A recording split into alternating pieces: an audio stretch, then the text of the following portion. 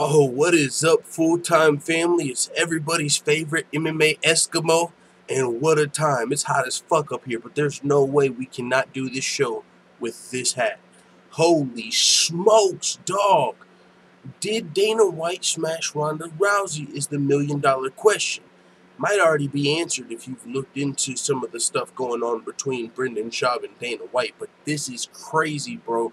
Brendan Schaub might have just opened up the floodgates to the biggest Me Too movement or Me Too case ever, and I hate to go that far, but this is fucking crazy, dog.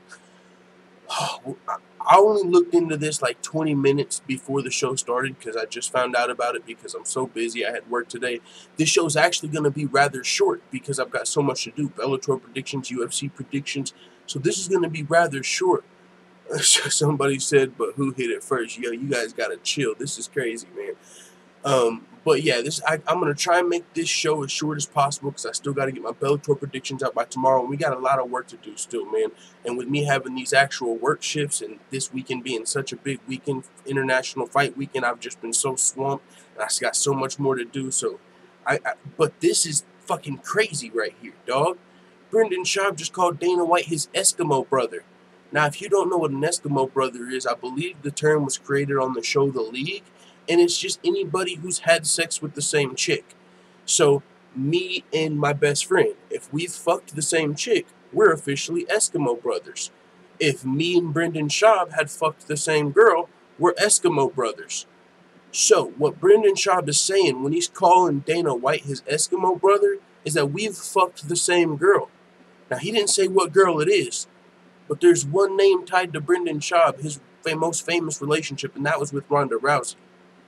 And when he calls Dana White his Eskimo brother and he sends his final warning, that's immediately where everybody's mind goes. So this could be absolutely crazy. Now, Ronda Rousey has denied and he sends his final warning. 1 second. That's immediately where everybody's mind goes. So Brendan Schaub, like I was saying, he might have just opened up some floodgates to some absolutely craziness. I'm gonna see what happens from here, who picks it up, if people ask about it, but Brendan Schaub, man, he just fired back at Dana White, and this is what's crazy. Dana White kind of brought this upon himself in this situation. Where'd my OBS go? There we go. Because he fired off at Brendan Schaub out of nowhere, and this is what's crazy, bro. We were right. Brendan Schaub was talking about Gokhan Saki. He wasn't even talking about Israel Adesanya. This is how it all started. We're going to start from the beginning, and then I'm going to show you guys just some of the things I picked up in 20 minutes of looking into this. This is absolutely crazy, though. And this is funny right now, but I'm just saying, bro, you know the climate we are in today. You know the climate we are in today. Motherfuckers are getting taken down left and right on this Me Too shit, dog. I'm telling you right now. That's the climate we're in today, so don't be surprised if people start taking this and running with it. You know, and now I'm sure there's going to be a lot of denial, and maybe it'll just go on the hush-hush, right? Maybe nothing will come of this. But Brendan Schaub just potentially opened up a motherfucking floodgate, dog. Holy smokes. But this is where it all started, right? Israel Adesanya, it's crazy how this started because it was a misunderstanding. This all just started from a misunderstanding, and we're here now. Israel Adesanya sort of misunderstood Brendan Schaub, and now we're at Brendan Schaub, Ether and Dana White, motherfucking opening the floodgates, talking about Eskimo brother. That's only a piece of the ether, though. That's just what has potential to be absolutely crazy from here. That could open up some bigger shit. But either way, this is how it all started. This is the video that Israel Adesanya posted, and it was Brendan Schaub on his podcast where he's just giving his open, honest opinion on what's going on in MMA, talking about the fights, and he was talking about Gokhan Saki, a guy that only had 2 pro MMA fights before UFC 226. He wasn't even talking about Israel Adesanya. But Israel Adesanya reposted it as if he was talking about himself. And then Dana White chimed in, like, don't listen to Brendan Schaub. But it was way fucking more fierce than that. And then he even went further. But this is what Brendan Schaub was saying. You know, I think everyone's all high and mighty on these guys who come from, you know, a kickboxing and boxing background. When they come over to the UFC, they expect them to be these elite strikers. The distance, the combos, the head movement, the number of variables, it's a completely different game So to me, that never translates. It doesn't. They have spent so much time on. Okay, I can see why Israel Adesanya could have shaped it. Like, okay, well, I'm a kickboxer coming over. It's going to translate for me. But he's had a lot more MMA experience, and Brendan Schaub did clarify that. But if you were listening to that episode, he was specifically talking about Gokhan Saki. And but either way, that's where Israel Adesanya reposted, and that's when Dana White chimed in. This is what Dana White had to say. He said, "Such a fucking tool. What the fuck does this idiot know about the sport or the business? Stylebender. For you to be listening to one word from this moron is a waste of your time. Guy went 6-5 in the UFC. The only thing he could teach you is how to get KO'd. Tune idiots like this out." Just completely fucking went in on Brendan Schaub. And a lot of fighters probably felt some type of way. Like, anybody that doesn't have a fucking 25-0 record, or anybody with like a 500 record right now, you see, you know what I'm saying? You probably felt some type of way when you seen Dana White criticizing Brendan Schaub for this. And I talked about this in a recent video. Brendan Schaub went on to do well for himself outside of the sport as well. But that was enough. Brendan Schaub responded and said, "Whoa, look who got a break from folding Ronda Rousey's laundry to jump on Instagram. Bravo, sir. He's right, Stylebender. What do I listen to? The bald fat guy? Or who do I listen to? The bald fat guy who has never been in a fight in his life? Do that." He said, "I know who to listen to." But either way, remember, we talked about this shit. Well, some of you guys might not have heard it, but we talked about this yesterday, and I was like, I don't know what the fuck he's talking about when he says Dana White was folding Ronda Rousey's laundry. I don't know if that's some sort of inside joke or what. But now we might actually can figure out what he's talking about there. And this might have been a pillow talking situation. Because check this out. Now we're about to get farther into it. This was just how we got here, though. And so, after that, Brendan Schaub clarified to Israel Adesanya, "You're a monster. I was referring to guys with little MMA experience. Gokhan Saki was my main point. Coming straight to the UFC or major MMA leagues. You have a ton of experience in MMA before getting in the UFC." So he wasn't really talking about Stylebender. A little bit of a misunderstanding, but he clarified that. But that, and whenever Brendan Schaub responded to Dana White, I don't know if he saw it or not, but Dana White had already went in again on Dana White, and this is where he kind of where Brendan Schaub might have took it personal, because he went to talk about his career, everything he's achieved. He kind of gave it to Joe Rogan, because a fan said, why would he listen to a fighter that has 11 fights and he's successful outside of the fight game? Like, maybe that's why, because he is a fighter. He had 11 fights in the UFC. He might know a little something about what goes on with fights. And not to mention that, he's also a guy you might want to listen to because he's successful after his career. He didn't have to go 26-0 and fight with Conor McGregor, or he didn't have to beat Conor McGregor. He was actually one of the rare fighters who was able to transition from being a fighter and doing more. And yeah, it probably had something to do with his relationship with Joe Rogan, but now he can extend that same helping hand to other fighters and let it just give them the same experience, give them the game. Hey, yes, do this. If you want to start stand-up comedy, you can do this way. So yeah, he might have got help from Joe Rogan, but now he can give help to other people. So that is somebody you might want help from. You know what I'm saying?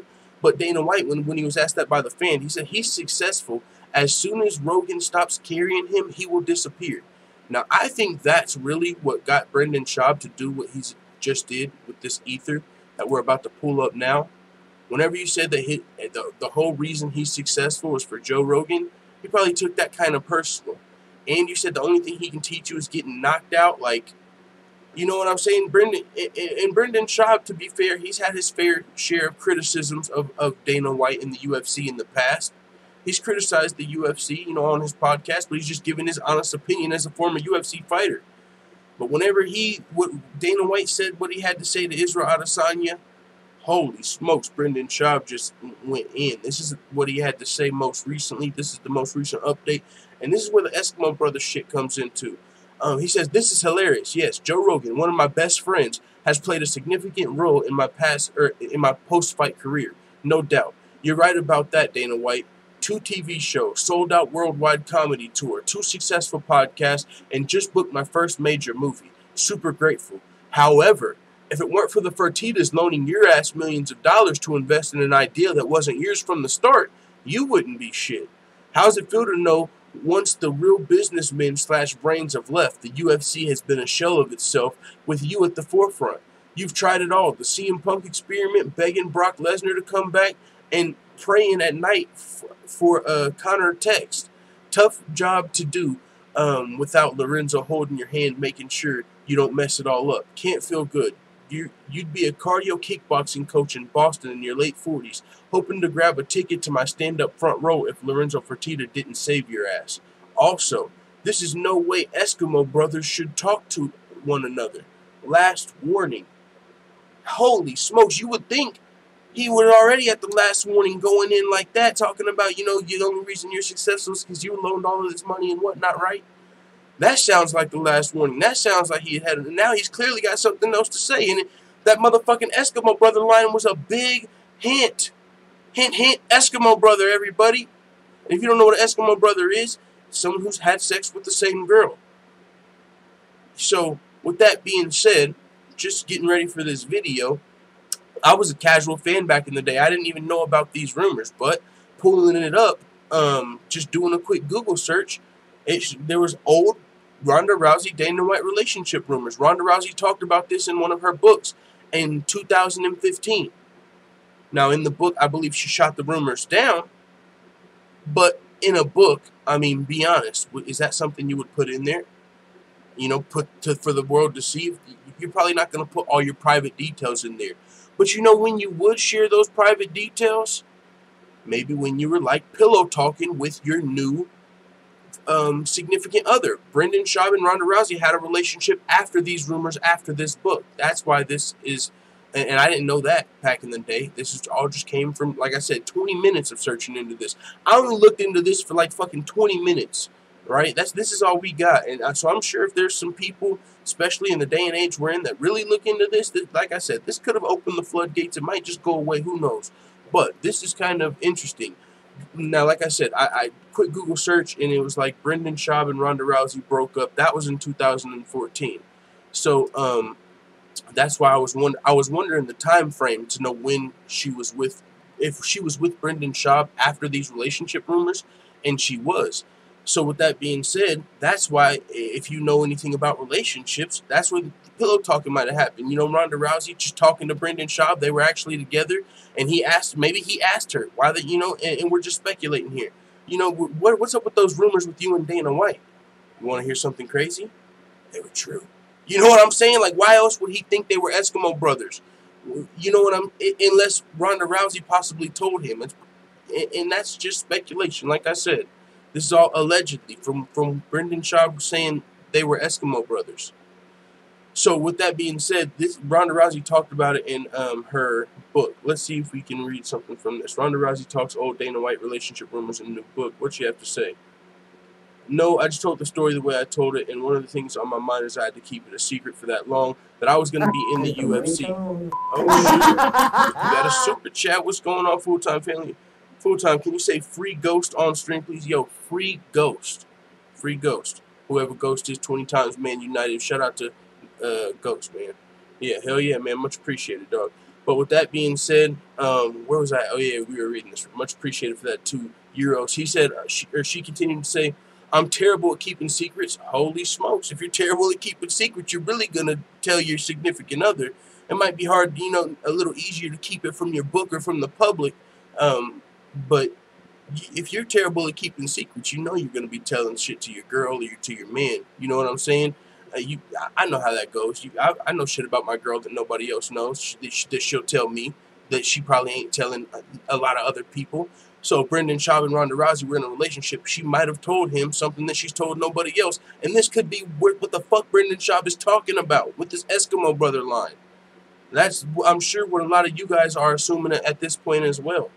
And there were relationship rumors in the past. Ronda Rousey talked about how it was annoying, but also kind of cool that I was flying around on a private plane being spoiled. But it was annoying that I kept getting built up and then let down and then built up and let down. And it happened like 3 times until they surprised me. This was when she was trying to get in the UFC, before they announced her being in the UFC. When she was with Brendan Schaub was after she was already in the UFC. So she was flying around on private planes and getting spoiled when nothing was going on. And you know what I'm saying? But then she got with Brendan Schaub, and now he's saying maybe something might have been going on, you know, allegedly. So this is interesting, man. Like I said, that's all I'm going to talk about on this subject. But if you were asking my opinion, held a gun to my head, do I think Dana White probably smashed Ronda Rousey from what Brendan Schaub had to say? I would say there's a very good chance. And like I said in the beginning, you know the climate and day and age we are in. So anytime like a boss or a potential future employer would be potentially sleeping or allegedly sleeping with someone that's trying to get a job, trying to get in the UFC, that can be, what is it, a conflict of interest? I mean, whatever the fuck you want to, you see where this could go south and sour. That could go sour real quick. But hey, man, we'll see what happens. But Brendan Schaub may have just opened up the floodgates to some craziness. We'll keep you updated.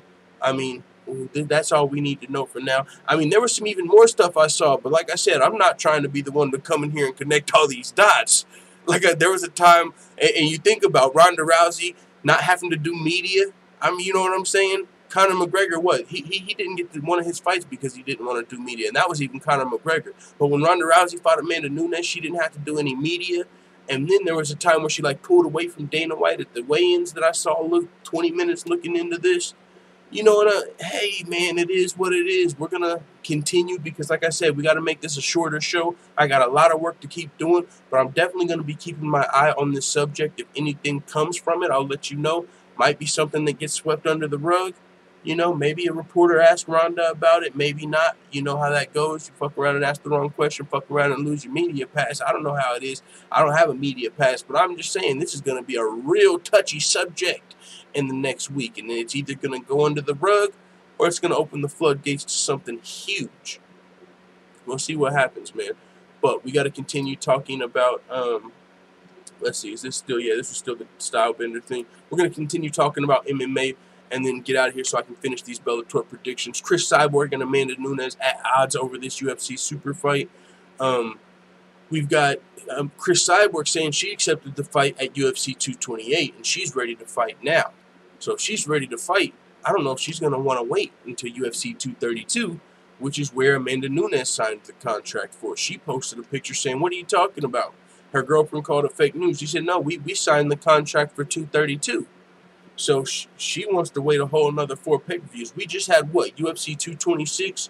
So Amanda Nunes, unless she's unhealthy, I mean, some people are saying, yeah, but you know, in her last fight, she was medically suspended for up to 180 days.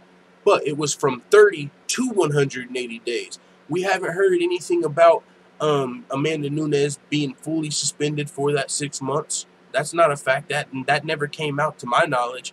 Okay, yeah, Amanda Nunes can't fight for 180 days. But there, if you listen to Coach, he was talking about how there was pictures of Amanda Nunes riding bikes and stuff like 11 days later. And yeah, you can probably ride some bikes if you're injured, but like I said, it was from 30 to 180 days. So if you're not injured to the maximum extent, maybe it's just 30 days. And also, I don't know why the UFC would be offering Amanda Nunes a contract to fight at UFC 228 if she was medically uncleared to fight, you know? She was out for 180 days and that time wasn't up at UFC 228, they probably wouldn't be planning for that fight at UFC 228. So it seems like Amanda Nunes may be healthy. We're not 100% sure. We still got to wait for that clarification. But the UFC did offer her a bout, so that you might think that implies that she's healthy for the UFC to be trying to get her to fight at UFC 228. But now she's looking like she wants to fight at 232. With that being said, it could be a situation of I'm not agreeing to Cyborg's terms because maybe, just maybe, she'll fight someone else by then. Maybe, just maybe, the plans will change. Maybe, just maybe, Amanda Nunes is ducking her motherfucking taco.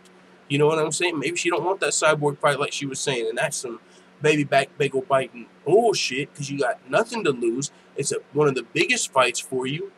Even if you go in there and lose. Look what DC just did. Are you kidding me? After what DC just did, I would be jumping all over that shit. 228, let's fucking go. I want to be the first female champ, and if I lose, oh fucking well. I don't lose my belt. Come on.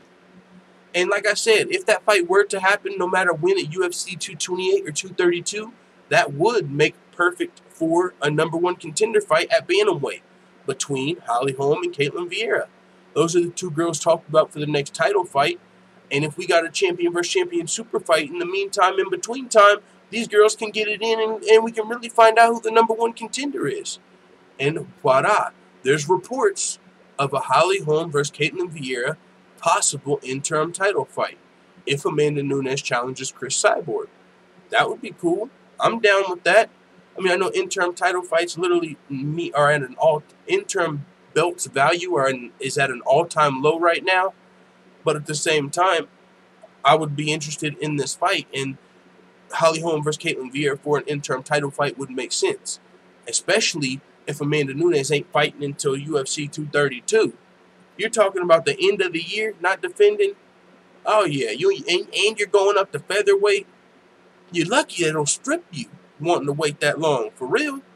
You know, you just defended your belt, but sheesh, you know, if you ain't on the UFC's favorite list, you definitely ain't got that Conor McGregor leeway. You ain't going no 365 days not defending the title.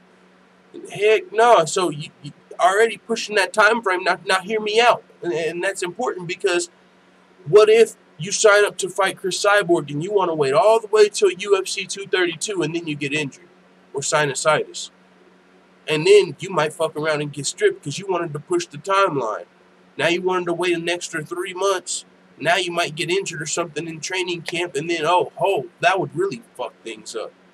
Then you might be stripped because now you're injured and you wanted to wait all this time. So I don't understand what you got to lose fighting in UFC 228 unless you're just trying to maybe duck your taco and hopefully something comes up and you don't have something. The fight doesn't take place. I'm not sure, because she did sign the contract for 232, but now we have to hear back from Cyborg.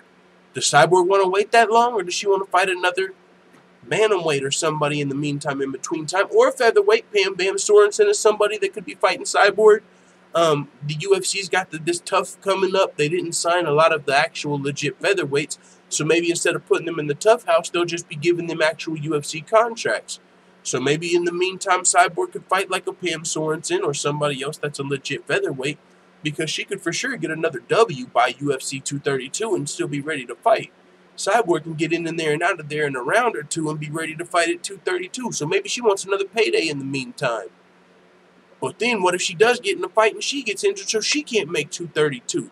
So this is really a shit show as far as, because they're not agreeing on the dates. And Cyborg's ready to fight, and so she's ready to go.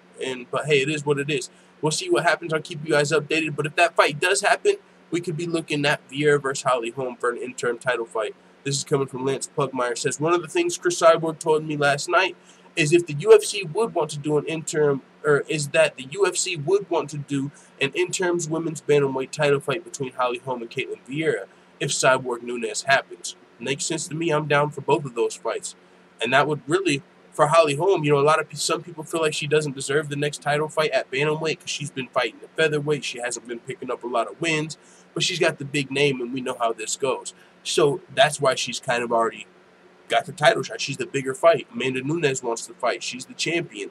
UFC, you know, they can't make her fight her. So with that being said, this would, if Holly Holm was able to beat Caitlin Vieira, kind of answer a lot of the questions. Like, is she still the #1 contender at bantamweight? Because her only bantamweight fight in her last 5 fights, I believe, was a win over Bethe Correia. Her only win at bantamweight.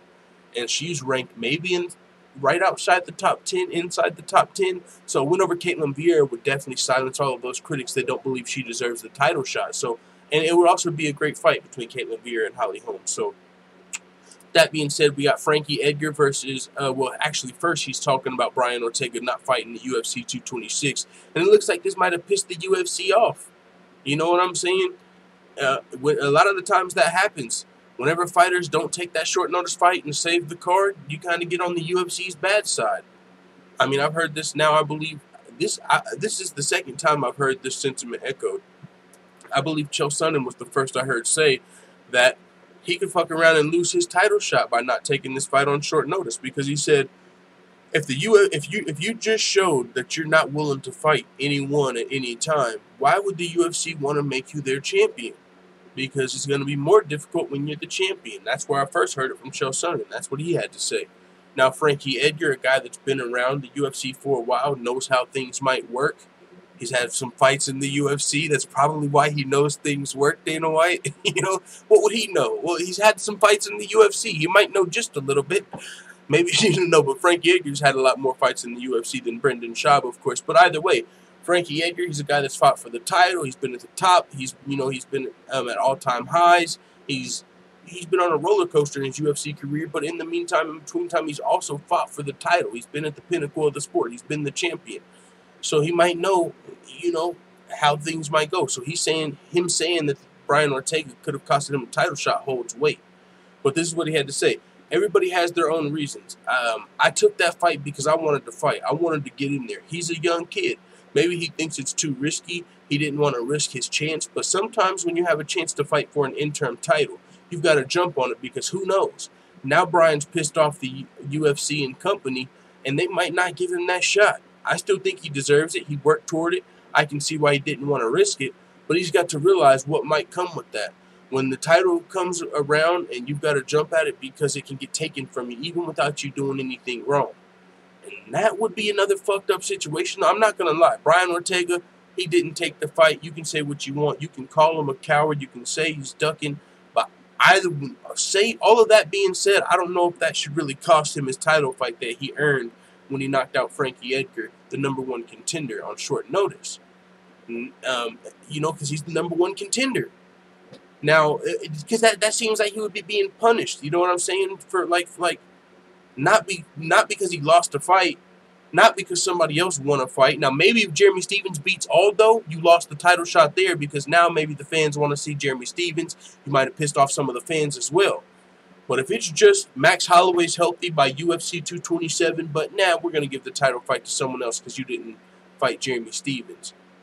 Well, then it's kind of like he was forced to take the fight in a sense. And I say it like that because it's like either I take an interim title fight or I don't get a title shot. So it's kind of, I have to fucking take the interim title fight. It's not like I really do have a choice. In a sense. I mean, you got the choice, but if you make the wrong choice, you lose your opportunity. That just seems kind of fucked up, But hey, if you're the UFC, the show's got to roll. The show's got to continue to roll, and you might have wanted that fight to take place. But hey, man, it is what it is. Brian Ortega felt like he was making the right business decision for him and his family. The UFC makes business decisions all the time. Putting CM Punk on the pay-per-view was a business decision. Bringing Brock Lesnar in to fight for the title after beating Mark Hunt fell in the drug test win being overturned, that's a business decision. He's going to be selling a lot of pay-per-views. So you guys make business decisions all the time because you're a business. But these fighters, when they're fighting for the UFC and they're independent contractors, they are their own business. Brian Ortega is Brian Ortega, Inc. He's his own business. He's trying to grow his brand. He fights for the UFC, but he's an independent contractor, right? So he's his own business. He's got shit he needs. He's got a family to feed. He's got things he wants to do. So with that being said, him making the best business decision for him could actually cost him that opportunity that he was trying to make the right decision for. So it is what it is. But Frankie Edgar seems to feel like this could have costed him the title shot. We'll see what happens. I'll say this, even though I think Brian Ortega, I would have loved to see him fight Jeremy Stephens. I think he should have stayed on the card, especially after hearing Jeremy Stephens say this is the third time he's turned down the fight. That made you look at it a whole nother way. But I can't be mad at a man for trying to feed his family in the biggest way possible. Now, if he was going to get the same money for that interim title fight, then there's no excuse. If you're getting the same money for the interim title fight, and then you are in the next fight, if you get championship pay for an interim title fight, there's no excuse because you're getting the same amount of money. You're just wanting to fight, a different opponent? That's when you start looking like you're literally just ducking. Like, what are you talking about? You'll only fight Max Holloway? We were going to pay you the same amount of money, and it's not the champion. If you win, you win. If you lose, you lose. But you're getting the same amount of money. Now, that's a whole nother situation. We're going to have to figure that out. I'll get those details to you guys on another day. And if you know, let me know in the comments. But if you're making the same amount of money for that interim title fight, not much of an excuse. Even though the interim title fight doesn't mean much, if it means championship pay, that's something that it does mean. Now, if you get stripped of your interim title, that's completely fucked up. But if you're getting championship pay, hey, man, you got to get in there. And sometimes you got to risk it for the biscuit. And that's how you got your opportunity. But we're going to move on. Like I said, we got to make this a shorter show than usual. We got Frankie Edgar versus the Korean Zombie in the works for UFC 229. And that's another thing Frankie Edgar actually had to say talking about his next fight. He said, for me, I'm not going to wait around and wait for a title shot or anything. I'm going to let my shoulder here heal up properly and get back to training and see what happens. If there's an opportunity, for sure I'm going to jump on it. If not, I know the Garden's coming back up in November at UFC 230, Madison Square Garden, so that might make sense for me. So if not UFC 230, UFC 229 is an option for Frankie Edgar.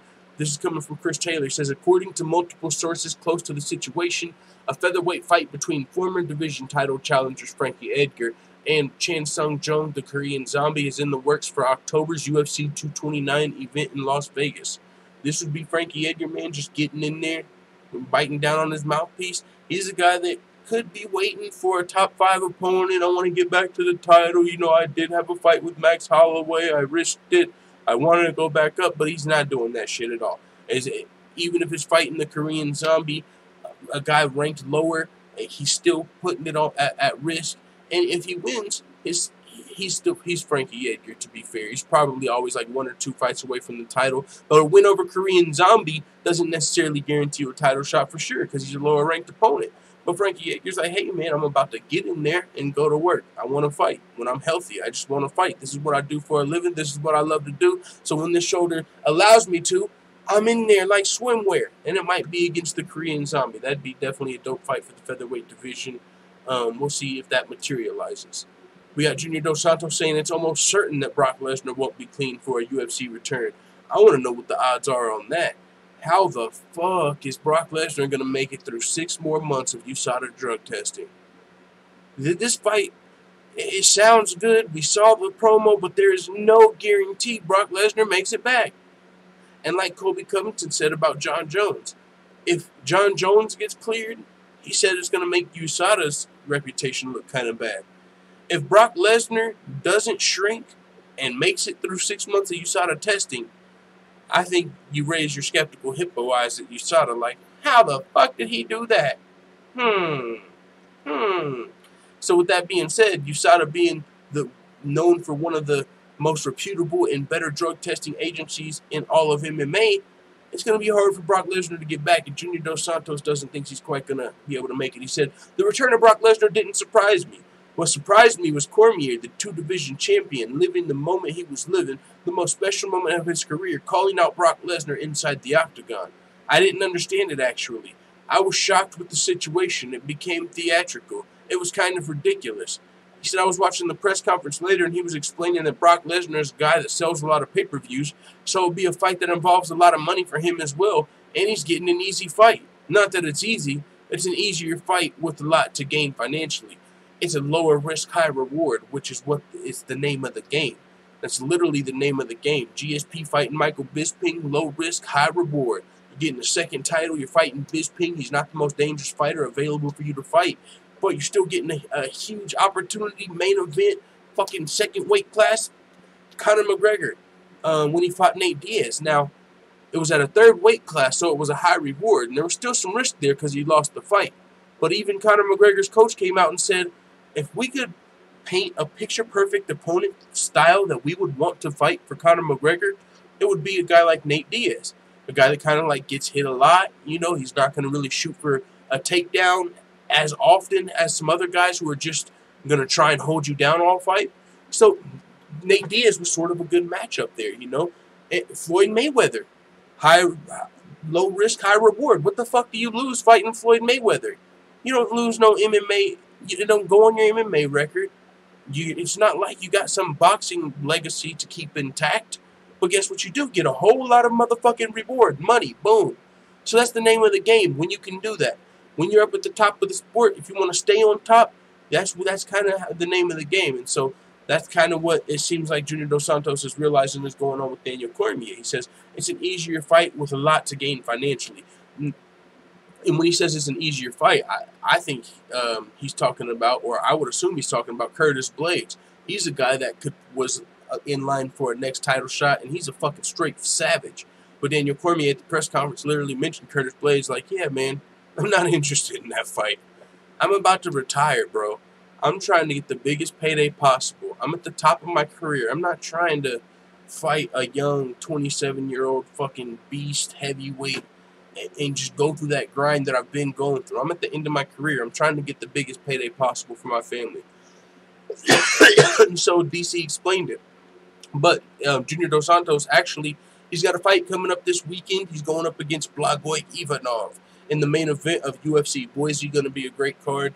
You got Sage Northcutt, Super Saiyan 2 Sage Northcutt returning against Zach Attell. But either way, Junior Dos Santos, he went on to talk about Brock Lesnar getting that title shot. He said it's completely unfair, but we know the rankings don't work in the UFC. Rankings are based on a weird policy, but it's not cool to see Brock Lesnar skipping the line, especially because he didn't stop fighting because he chose to. He failed a drug test for something that he has always used, and you can clearly see it. He was cut by USADA, and now he returns like it's something positive, but it's not. He adds nothing to the sport. He's a guy that cheats. The only benefit he brings is that people really like watching him, that big guy. He said, I've learned that those who use those types of performance-enhancing drugs can't stay without them because they don't produce testosterone the way they did. They don't produce HGH the way they should, and many other hormones. To compete at high level, these guys can't do without it. I don't know what will be his strategy, but it's almost certain that he won't be clean. He's got a great point, man. A great point. Maybe that's got something to do with John Jones failing a second drug test, with Anderson Silva failing a drug test, or with a lot of the fighters that have failed once have failed again. Because once you do start taking steroids and you mess up your hormones and shit like that, and your ability to produce testosterone and shit like that, so now you need these steroids to keep up and keep your build on. And if Brock Lesnar did just go clean, man, he would, like I said, transform. He would look completely different. So if Brock Lesnar just comes in looking like a white boy that's jacked, there's going to be skeptical hippo eyes all over the place. And it's going to make you question USADA even more, right? But hey, man, it is what it is. Junior Dos Santos, like I said, he's got a main event fight coming up this weekend, giving his thoughts on the subject of Brock Lesnar. And Junior Dos Santos is a former heavyweight champion, so we'll see what happens there. JDS is a guy that just got flagged by USADA, and he was clean. So he's probably even more pissed. Like, if they flagged me for some bullshit and I was clean, it was because of the damn supplement company. Man, USADA better have a microscope up Brock Lesnar's ass, dog. You know what I'm saying? And less money talks, but that would just look bad in my mind for sure. Moving on, Paul Felder confirming his arm was broken at UFC 226. Finally, we get a little bit of time to talk about this fight with Paul Felder and Mike Perry. Mike Perry really came out on top in the fight, not only with the win. It was a much-needed win for Mike Perry. Paul Felder, it was a much-needed fight. He just wanted to fucking release some aggression on a damn fighter because he went through 2 training camps ready to fight and lost both of his opponents, and he was kind of pissed off, like, what the fuck? I just went to 2 training camps, lost 2 opponents. Just get me in there, coach. So he just slid in there to fight Mike Perry at welterweight, a weight division up, but he was just ready to fight. So he got in there against Mike Perry, and he was actually looking good. He might have went on to win a unanimous decision had he not broke his arm, and his arm was broke the whole 3rd round. But Mike Perry looked good, though. He was mixing up the martial arts. He won his first unanimous decision. He's not just a knockout artist anymore. He's training with Jackson Wink. You saw that with some of the oblique kicks. And he's going to continue to well round out his game, Mike Perry. And with this win, he's only 26 years old, so it gives him, or 27, it gives him that much more time to grow.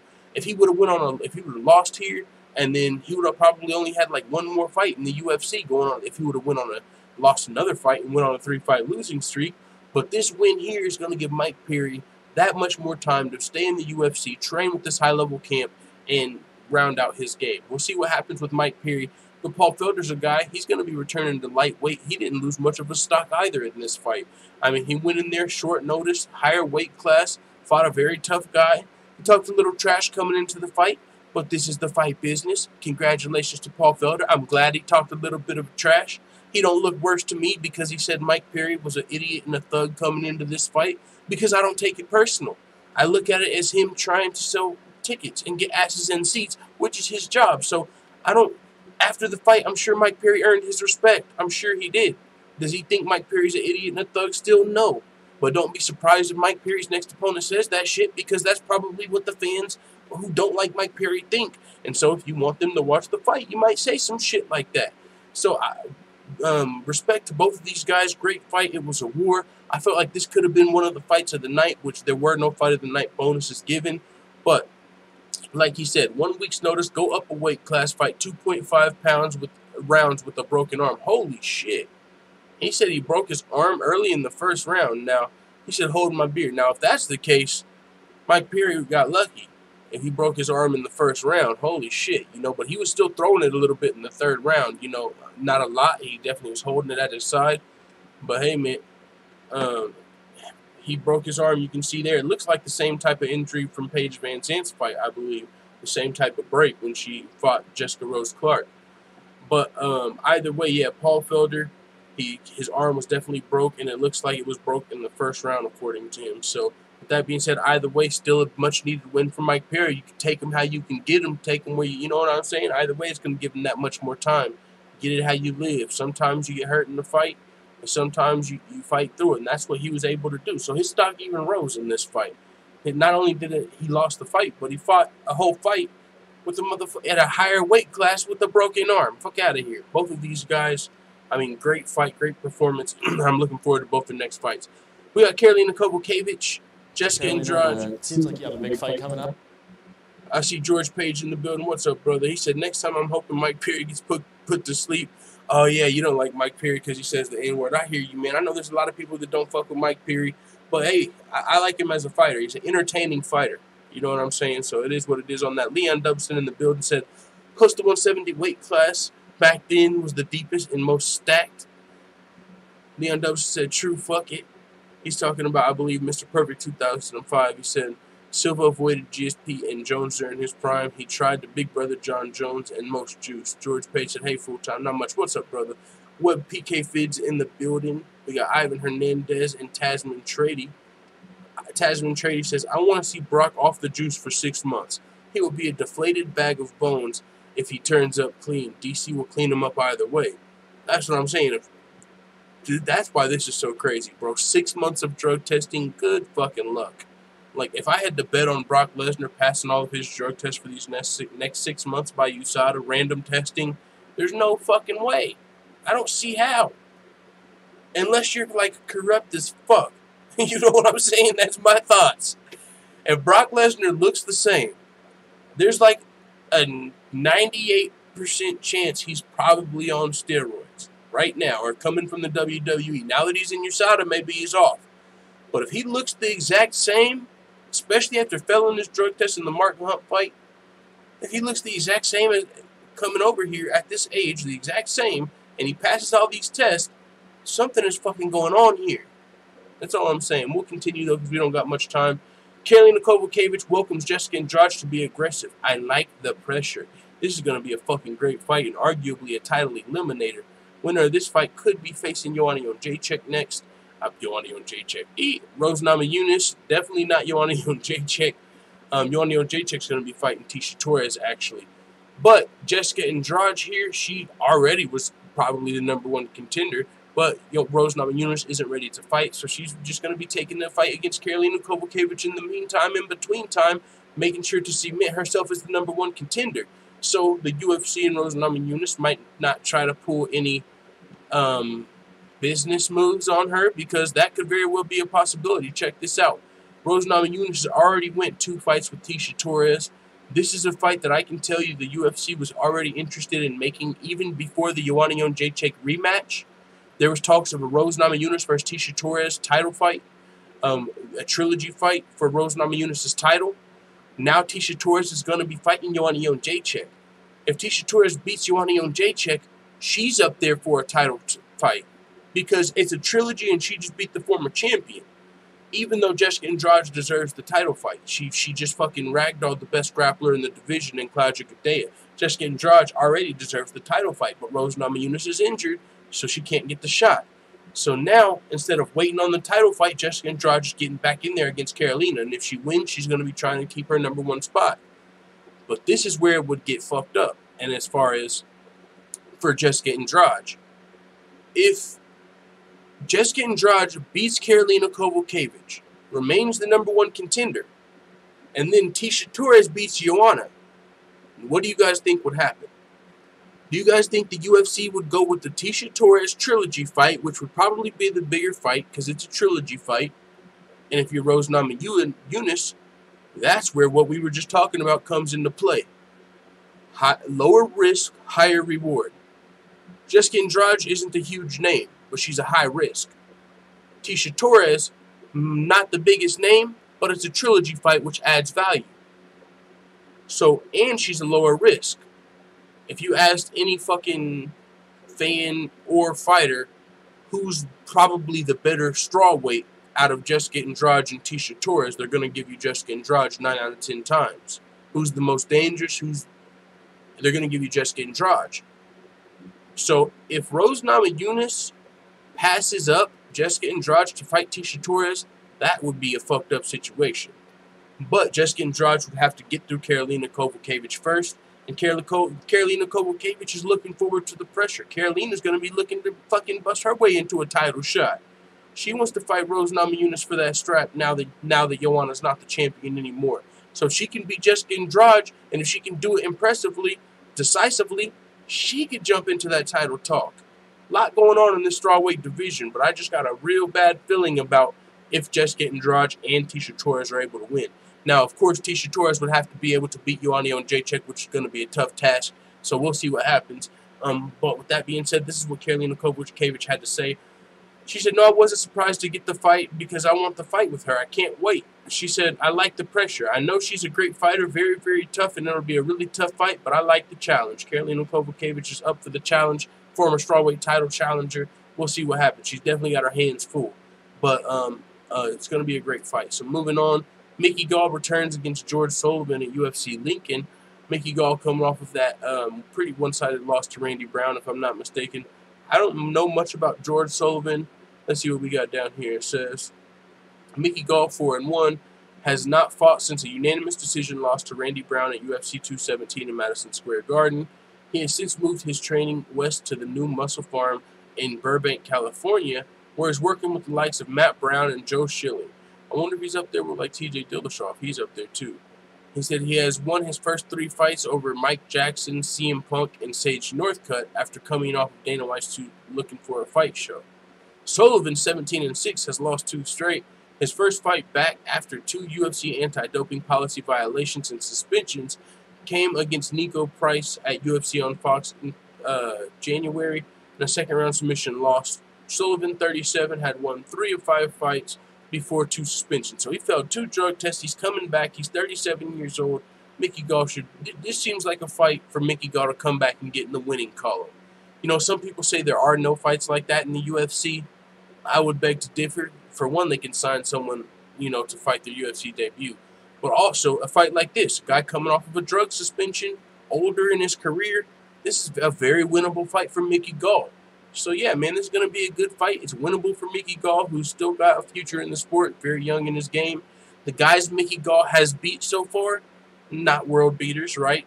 Fucking Mike Jackson, CM Punk, and Sage Northcutt. Sage Northcutt's fighting this weekend, though, at UFC Boise. But with that being said, we got Bellator 202, which is why we're about to be cutting this joint short, because I got to continue my predictions. We got Valentin Moldavsky taking on Ernest James, Chris Honeycutt versus Leo Leite. We got Eduardo Dantas versus Michael McDonald, Julia Budd versus Letha Nogueira for the women's featherweight world title. And then, of course, UFC Boise this weekend. Look at that real quick. And honestly, man, yeah, I'll have to do a live show tomorrow, too. I can't. No, actually, yeah, we're not going to be doing a live show tomorrow, Full-Time Family, on Fridays, as of right now. For one, because there's a Bellator event, so it's super hard for me to do a live show. It's not right before the fights because there's a lot of stuff other going on, but also at the same time, a fight companion, I can't do my original videos. Eventually, one of the goals of the channel is to do a fight companion for all of these, but we're not able to do that right now.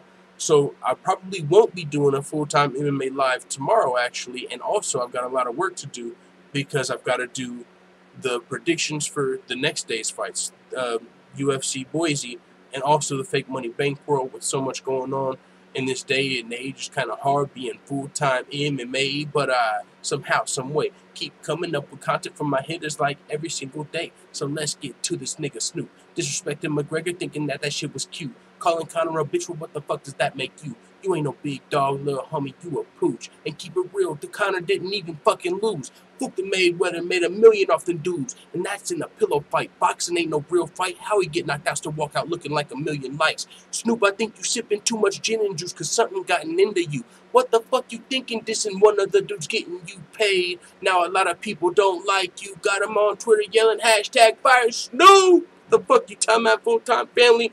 We out of here. It is what it is. We see you guys for the fights. We're gonna be breaking down the fights tomorrow. We got more predictions coming up tonight, tomorrow. We got fight Saturday. We got motherfucking Sunday. There's so much going on in the world of MMA, man. We are gonna be grinding. Let the full-time family know what you guys think in the comments. Forward, always in the building. Motherfucking let's go, dog. We in here. Actually, we out of here, motherfucking. All right, stream over. See you motherfuckers Monday on the live show.